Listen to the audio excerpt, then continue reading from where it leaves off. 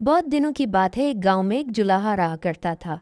जुलाहा कपड़े बुनने वाले को कहते हैं, जिसका नाम करमू था। करमू के पास एक खड्डी थी जिस पर वो और उसकी बीवी राहिमा दिन रात कपड़ा बुनते रहते थे और फिर करीबी कस्बे में जाकर बेच आते थे। इस तरह इनकी दाल रोटी चल रही थी। चूंकि इनकी औलाद ना थी इसलिए उनको ज्यादा कमाने की फिक्र नहीं थी, मगर वो दोनों उदास जरूर रहते थे। करमू का गांव मुल्क के एक ऐसे हिस्से में था जहां बर्फ जमी रहती थी। बस अगस्त से अक्टूबर तक मौसम ज़रा बेहतर हो जाता था। फिर भी बर्फबारी की वजह से शहर जाने वाला रास्ता कई कई दिन बंद रहता था। करमू और राहिमा को कभी कभी तो भूखा सोना पड़ता था। ये मार्च की एक सुबह का वाकया है। राहिमा ने नाश्ते में अपने शौहर को बताया कि रोटी का ये आखिरी टुकड़ा है, अब घर में रात के खाने के लिए भी कुछ नहीं। करमू ने राहिमा को तसल्ली दी और कहा, फिक्र ना करो, जो कपड़ा पहले से बुन रखा है वो दे दो, शाम तक अल्लाह ताला कोई न कोई बंदोबस्त जरूर कर देगा। राहिमा के माथे पर बल तो पड़ गए, मगर वो बोली कुछ नहीं। करमू के जाने के बाद वो बारिश और बर्फबारी दोनों को कोसती रही। उसे पहाड़ी इलाकों की ये तूफानी बारिशें एक आंख न भाती थीं, क्योंकि वो मैदानी इलाके की रहने वाली थी। उधर करमू एहतियात के साथ कदम रखता हुआ अपनी मंजिल की तरफ जा रहा था। बड़ी मुश्किलों से पहाड़ों पर सफ़र तय करते करते वो उस कस्बे के बाजार में पहुंच गया। करमू को मालूम था इस दफ़ा कपड़ा ज़्यादा नहीं है और बुनाई भी अच्छी नहीं है।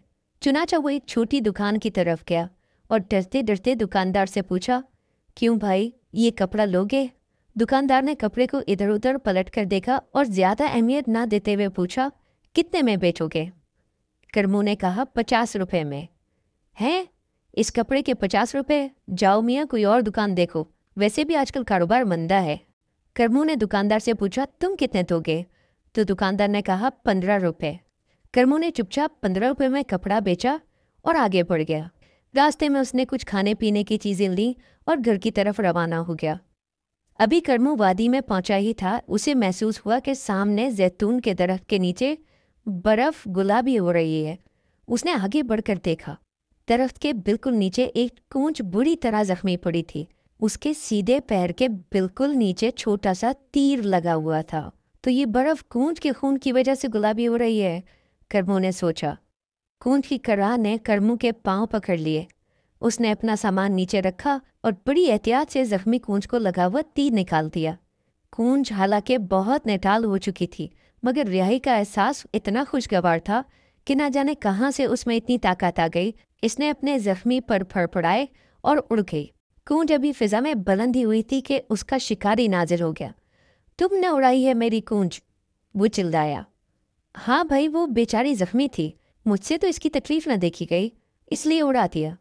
तकलीफ के बच्चे, अब रात का खाना मुझे कौन देगा? करमू ने कहा, तुम नाराज ना हो, ये लो। इसने वो पनीर और डबल रोटी और गोश्त जो अपने घर के लिए लाया था उस शिकारी के हवाले कर दिया। शिकारी ने वो सामान उससे ले लिया और शुक्रिया अदा किए बगैर ही वापस चला गया। अब करमू को घर पहुंचते पहुंचते रात हो चुकी थी और राहिमा बुरे वक्त के लिए बचाए हुए आलू भून रही थी। राहिमा ने करमू को देखकर कहा, शुक्र है तुम्हें घर तो याद आया, और ये खाली हाथ क्यों आ रहे हो? क्या हुआ, कपड़ा हवा में उड़ गया? करमू ने इसकी बात का कोई जवाब ना दिया। जब राहिमा चुप हुई तो उसने कूंज को किस्सा सुनाया। कूंज का नाम सुनते ही राहिमा बोली, कूंज कूंज क्या कर रहे हो? क्या तुम कूंज खरीदने गए थे? करमू ने शुरू से आखिर तक उसे सारी बात सुना दी। राहिमा ये सुनकर खामोश हो गई, कुछ नहीं बोली। उसने करमू से कहा, अच्छा चलो हाथ मुंह धो लो और बावर्ची खाने में आ जाओ, आलू भून चुके हैं। फिर दोनों ने खाना खाया और आतिशदान के पास बैठ गए। उसी वक्त दरवाजे पर दस्तक हुई। करमू ने हैरत से कहा, इतनी रात गए कौन आ गया? हो सकता है कोई मुसाफिर रास्ता भटक गया हो। करमू ने यह कहकर उठकर दरवाज़ा खोला तो हैरान रह गया। सामने बर्फ जैसे कपड़े पहने एक नन्ही मुन्नी सी बच्ची खड़ी थी। क्या मैं अंदर आ सकती हूँ? लड़की ने सर्दी से कांपते हुए कहा। आओ बेटी, अंदर आ जाओ, करमू ने मोहब्बत से कहा। इतने में राहिमा भी आ गई। उसने बच्ची से कहा, आ जाओ मेरी बच्ची, ज़रूर आओ, ये तुम्हारा ही घर है। वो बच्ची को बावर्ची खाने में ले गई और गरम गरम आलू खिलाने लगी। इसके बाद बच्ची को अपने बिस्तर पर सुलाकर आतिशदान के पास आ गई। उस वक्त राहिमा की आंखों में आंसू थे, क्योंकि उसकी कोई औलाद नहीं थी और वो बच्ची उसको बहुत प्यारी लग रही थी। उस नन्ही बच्ची का नाम मारिया था। मारिया बर्फबारी रुकने का इंतज़ार करते करते थक गई और आखिर अल्लाह अल्लाह करके जब बर्फबारी रुकी तो मारिया ने वहाँ से जाने की इजाज़त मांगी। ये सुनकर राहिमा का चेहरा बर्फ़ की तरह सफ़ेद हो गया और करमू बेख्याली में अपने दांत कुरेदने लगा।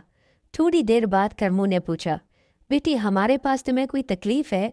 मारिया ने कुछ कहना चाहा, मगर इतने में ही राहिमा तेज़ी से उठी और बावर्ची खाने में जाकर रोने लगी। मारिया का दिल टूट गया। उसने वहाँ से जाने का इरादा छोड़ दिया। फिर मारिया ने सोचा कि अब 2-4 दिन की बात तो नहीं है, न मालूम मुझे अब कितने दिन यहाँ रहना पड़ेगा। मुझे इन दोनों की मदद करनी चाहिए। चुनाचा इसने करमू से कहा, आप दोनों अब आराम करें, मैं कपड़ा बुनूंगी, मगर मेरी एक शर्त है, और वो ये कि जब मैं कपड़ा बुनूं तो कोई मेरे कमरे में ना झांके। उस रोज़ मारिया सारी रात कपड़ा बुनती रही, साथ ही उसके गुनगुनाने की भी आवाज़ आती रही। जब सुबह वो कपड़ा लेकर बाहर आई तो कपड़े को देखते ही दोनों मियाँ बीवी की आंखें हैरत से फैल गईं।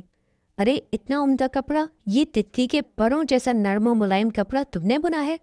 राहिमा ने खुशी से बेकाबू होकर मारिया को गले लगा लिया। करमू वो कपड़ा लेकर फौरन बाजार चला गया। अब वो किसी बड़ी दुकान की तरफ जा रहा था कि उसी छोटे दुकानदार ने इतना उम्दा कपड़ा इसके हाथ में देखा तो उसे आवाज़ दी। करमू इसके पास गया और कपड़ा इसके आगे फैला दिया। दुकानदार को ऐसा लगा जैसे इसके सामने रेशम का आबशार गिर रहा हो। ये कपड़ा तुमने बुना है? दुकानदार ने हैरत से पूछा। नहीं, मेरी बेटी ने, करमू ने फ़ख्र से जवाब दिया। दुकानदार ने पूछा, कितने का दोगे? करमू ने कहा, 200 रुपये में। दुकानदार ने कहा, मैं तुम्हें 400 रुपये दूंगा, मगर एक शर्त है, तुम्हारी बेटी जो भी कपड़ा बुनेगी तुम सिर्फ मुझे ही बेचोगे और तुम्हें अब आने की ज़रूरत नहीं।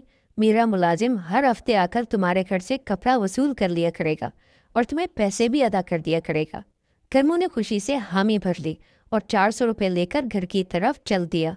करमू ने ज़िंदगी में कभी इतने सारे पैसे इकट्ठे नहीं देखे थे, इसलिए वो बहुत खुश खुश घर जा रहा था। घर जाकर करमू ने जब राहिमा को 400 रुपये दिए तो वो भी बहुत खुश हुई और दोनों ने मारिया का शुक्रिया अदा किया। रफ्ता रफ्ता करमू ने अपना घर भी पक्का कर लिया, सहन भी बड़ा कर लिया, मुर्गियाँ भी बढ़ा लीं और अच्छी ज़िंदगी बसर करने लगा। अब हर हफ्ते कपड़े वाले का मुलाजिम उसके पास आता और कपड़े लेकर उसके बदले में पैसे दे जाता।